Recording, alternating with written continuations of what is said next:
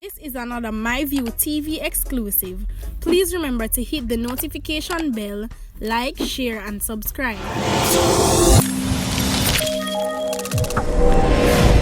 I don't bring nobody forward in here to cheer for me. Everything what you see up, my natural talent. Let me tell you something. You see, when you know what to please the audience with, it's simple, man. Go on, my people. Hope everybody doing okay. Hope everybody doing alright. So let me get a few things out of the way. You understand before I do this review here. So for the people them who always come attack, say, yo, that person that involved in that person that don't mix up and me can't swear about this and me can't swear about that. Why not go tell the police them who do the crime and violence because they come from the same community, you know? Yeah. So they can go and stay there pick up for people and feel like say me. I go sit down boy and come pick up for dirty nigga. No, it not go work. And another thing. Yes, only look at church people, I tell you something. Me say what me say already, and me not take it back, and me gonna say it again. I slap them, should I slap with the people them in the church where disobey the law of the land. God and go read the Bible and tell me if you not see that the Bible says you must obey the law of the land. Eh? Only thing say God pleased with that. That's not a church, you know. That is no church. So the church people them who are run come and talk about them, I go unsubscribe this and unsubscribe that. Me ask you something. Me they come on the church service and take on the phone and tell me say I have to subscribe to this page. No. So lift up. And me say it again, I slap them for slap us some on. So make sure when you go back at church, you know, if you get the chance to go back and give the same service, yeah, you tell the people them say unsubscribe because we not listen to my view officer. Me not pick up for no. Go and go read in the Bible, nothing here go no. A team of officers assigned to the Highway Patrol Division of Public Safety and Traffic Enforcement Branch is 16 rounds of ammunition during an operation on Robbins Road in Kingston 19 on Wednesday, March 3rd. Report that at about 8 a.m. the lawmen were in the area when they saw two men traveling in a Nissan Tina motor car. The driver of the vehicle was signaled to stop, however he disobeyed and sped off. Jesus speed, me tell you about the police them. Once you see boy speed off like that, trouble. Yeah man, them have something to hide. But the police them now listen to me, you know, so them think I got always happen. The vehicle was later found abandoned on another section of the roadway. The officer searched the vehicle and one M16 magazine containing 16 rounds of ammo was found. The vehicle was seized. No one was arrested in relation to the seizure. I tell you, if we shoot at the vehicle and slap them away, then we could have said yes, good job. But I waste when you go up on the road, I waste time.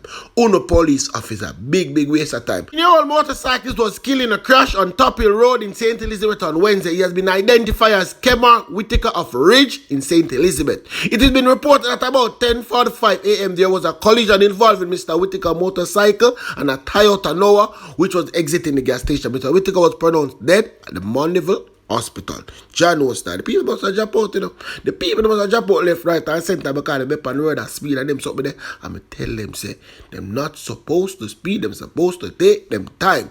Remember the two body where them they find sat there? Yes, so them identify them now. A taxi operator, Andre Garden, and 23-year-old Ishan Reed. Yeah, man, both of them are from Kingston level. When they get slapped with a tavern, you see the people have the picture for sure. No? But guess what, man? The people them attack one whole heap of foolishness. But don't need to worry. We're going on the ground to find out what happened and keep on posted, alright? I wonder what time a curfew again. Anyways, let me talk about a youth and then we deal with a curfew thing there with INDECOM. A year of mystery surround the death of a man in Sydenham area of Spanish Town, St. Catherine yesterday. The deceased has been identified as 33-year-old laborer Kendrick Gina. Sydenham address was reportedly shot about minutes after midnight. According to resident, Gina was shot dead by the police. However, the police insist that he was killed by unknown assailant. So guess who them call, people? Guess who them call? The people that were block the police them from do them job. You understand? And them come and start chat one whole heap of nonsense. Received at about 8:27 this morning a.m. That is from a resident who turned out to later be identified as the mother of the deceased, Mr. Kendrick Genas. The reports that we received was that mother received early reports that Mr. Genas was shot by police officers at about 1 a.m. And we got no report of any fatal shooting by members of the JCF until we received that report. We came here, a team was mobilized and arrived at the scene, and we met with the JCF responding team from the Spanish Town Division, who themselves were investigating now a murder not involving members of the JCF. And so we are at this stage still trying to determine whether or not the deceased was shot in any altercation with the police, or he was shot by men who are not members of the Jamaica Constabulary Force. The forensic team of INDECOM and the scene of crime of the Jamaica Constabulary Force are processing the scene, and we have interviewed some witnesses. We are to get more information, but so far we have not been able to determine the source of the fatal shooting.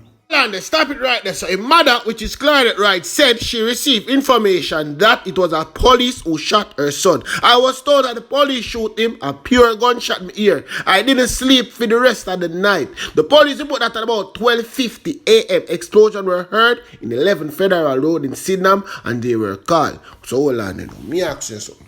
Where you thought up on the road them the hours there? Where were up on the road them the hours there? That me you want to know. You can't get lucky one day if you ask them, my brother, them question. Them INDECOM people will stop the police them from do them job. Why me can't lucky? Because remember, you know, curfew hours are only say on the gang interview people who supposed to be in a them house, them door lock as a curfew time for them come tell us say police do this. One time in the ears I can't carry a coat and then something them. Ears I can't do this, ears I can't do that. So who know I go work with the people them living in a very volatile area. And I say I not take it back, a very volatile area. People around there are good people, yes. Remember say a day before that, you know, somebody gets slapped around there and forgot. Forgot, so this can become as a reprisal shooting, a reprisal killing. Anyway, I'm not going to finish here the INDECOM and officer, because I really have more sense. I know him get the job. Yes, the protocol is that once any member of the security force is involved in a shooting, injury, or fatal shooting, police control would advise INDECOM, them having been advised by the officer, him or herself, or their divisional commanders. That did not happen today. Because, as I said, my information from the police, they were acting on information that they were investigating a murder because a body was seen along the road. And so they arrived here at around 8 o'clock.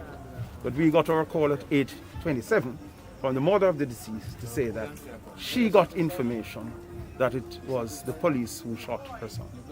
So as I said, it is a lot of information which is not yet verified. And a proper investigative process verifies information before treating it as fact. Is it also possible that it could be men posing as police personnel to carry out this attack? There are so many variables and possibilities, so it is possible. But as I said at this stage, we are going to be relying a lot, it would seem, more on the ballistics information that will be collected from the scene to assist us in determining who was involved in this matter. To the best of your knowledge, sir, is this gentleman who died, Mr. Gene, a person that the police has any encounter with in recent times? We have no information as to his antecedents at this time. So as I said, we are still in the early stages of the inquiry. And so we will advise you where we can, where it's appropriate to do so in the near future. And I know this wouldn't be a part of INDECOM, but you know there's a ongoing gang shoes in the area because there was a gentleman, there was a murder yesterday, so it's possible this probably can come off or reprisal. So the police advice we said that there was some gang shoes going on in the area. I did not get any information as to the gang feud. We all know that the areas are really, should I say, inundated with gang feuds. But as to whether or not we should speak to this being an incident, that is really speculation. And really, we are not doing that at all. We are really searching for the facts, ferreting out the truth, and then now we present those facts. Don't get me wrong now, people. I don't know if the boys are criminal just yet. But me tell you something about INDECOM. People like them, yeah, him and him friend them at the country stay right now. All them know if they do about criminal elements. And if them sleep good at night time, knowing say, them make the police them now get to do them job. Them now make the police them if slap for some people. Anyway, people, may I put up the full interview or either upon the GRUNG or upon the IGM with the people them see what I really have to say. Understand? Because some of them I say makes no sense. But always remember, friend to tell a friend to tell another friend. Come and check us out, alright?